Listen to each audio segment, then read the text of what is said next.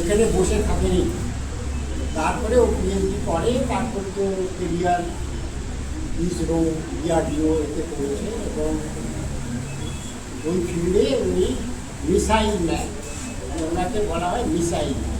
মানে আমাদের যে এত সব মিসাইল ছাড়া হচ্ছে আজকে, তো উনি হচ্ছে তার পথপ্রদর্শন, মানে ইনভেন্টার। তাছাড়াও উনি প্রেসিডেন্ট অফ ইন্ডিয়া হলেন।